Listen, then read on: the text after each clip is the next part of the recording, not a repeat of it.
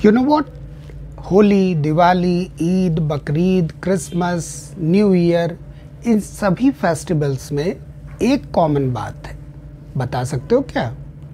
Festivals कोई भी हो, हर फेस्टिवल पर हर कोई बढ़ चढ़ कर खर्च करता है, जिसे हम इकोनॉमिक्स में कहते हैं एक्सपेंडिचर। फेस्टिवल्स पर हर कोई अपनी इनकम के अकॉर्डिंगली खर्च करता है। जिसकी जितनी कमाई वो खाता है उतनी मलाई, जो कमाता है जितना अच्छा वो करता है उतना ज़्यादा खर्चा, जिसे हम इकोनॉमिक्स में कहते हैं कंजम्पशन एक्सपेंडिचर। मींस जो डायरेक्टली डिपेंड करता है इनकम पे, यानी जिसकी जितनी ज़्यादा इनकम होगी वो उतना ज़्यादा कंजम्पशन पे एक्सपेंस करेगा। हेलो बच्चों, आज की इस क्लास में हम पढ़ने वाले हैं मैक्रो इकोनॉमिक्स के determination of income and employment chapter से कुछ इम्पॉर्टेंट टॉपिक्स को, जैसे कि what is aggregate demand, what is consumption expenditure, how to draw consumption curve, how to draw aggregate demand curve, what are relation between aggregate demand curve and consumption curve, और साथ ही में हम देखेंगे economics के सैम्पल क्वेश्चन पेपर से question number 1 को, और मोस्ट इम्पॉर्टेंट इस बार के बोर्ड एग्जामिनेशन में इस टॉपिक से रिलेटेड इम्पॉर्टेंट क्वेश्चंस क्या होने वाले हैं। तो आज की क्लास बहुत ही इंफॉर्मेटिव होने वाली है, इसलिए वीडियो को पूरा देखना, और अब तक चैनल को अगर सब्सक्राइब नहीं किया है तो सब्सक्राइब कर लो। तो सबसे पहले बात करते हैं पॉइंट नंबर 1 की, व्हाट इज़ एग्रीगेट डिमांड। जैसे कि इस वीडियो के शुरू में ही मैंने आपको बताया कि फेस्टिवल्स पर हर कोई ढेर सारा खर्च करता है। इस तरह से एक साल में पूरी इकोनॉमी में सब लोग जितना खर्च करने का प्लान करते हैं उसे हम इकोनॉमिक्स में कहते हैं एग्रीगेट डिमांड। डेफिनेशन लिख लो और याद कर लो। Aggregate demand refers to total expenditure that people plan to incur on purchase of goods and services during a year. Now, point number 2, what is consumption expenditure?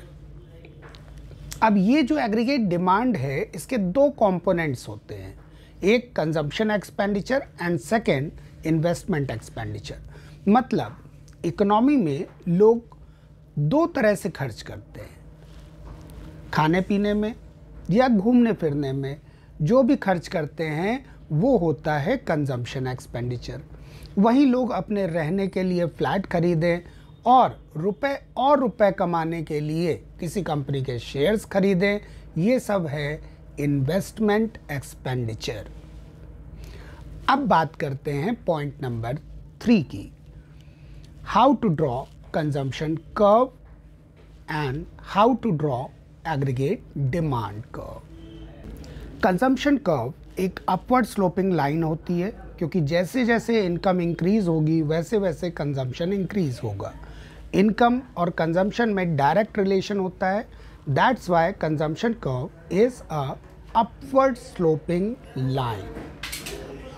But ये line origin से start नहीं होती है, ये थोड़ा सा ऊपर से स्टार्ट होगी, जिसे हम कहेंगे जितना जो गैप होगा ओरिजिन से और वाई एक्सिस तक का उसे हम कहेंगे ऑटोनॉमस कंजम्पशन। जिस पॉइंट पे ऑटोनॉमस कंजम्पशन एंड होगा वहाँ से कंजम्पशन कर्व एक अपवर्ड स्लोपिंग लाइन बनाएगा। Autonomous consumption means consumption at zero level of income. हम सब की अगर कोई भी इनकम ना हो तब भी हम कुछ ना कुछ खर्च तो करते ही हैं, इसी को हम कहते हैं कंजम्पशन एक्सपेंडिचर।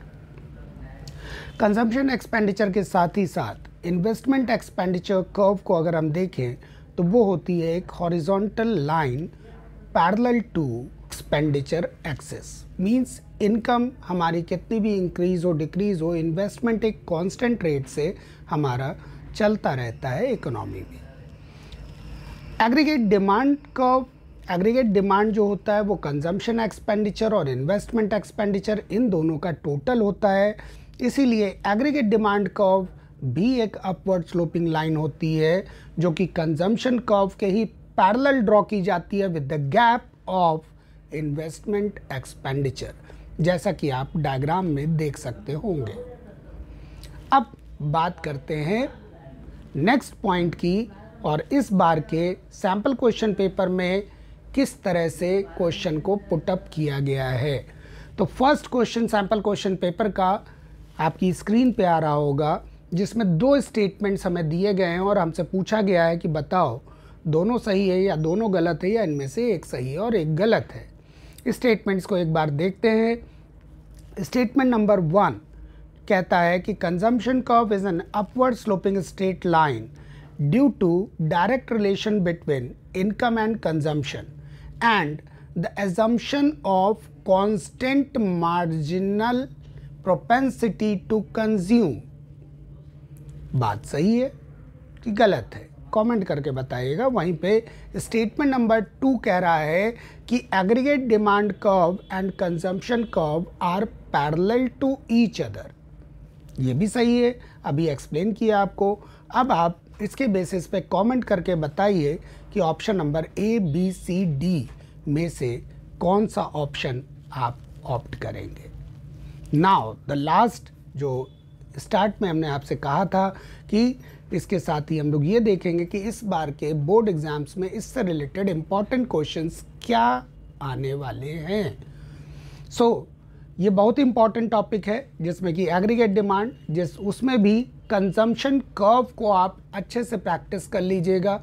इससे रिलेटेड न्यूमेरिकल क्वेश्चंस को भी प्रैक्टिस कर लीजिएगा।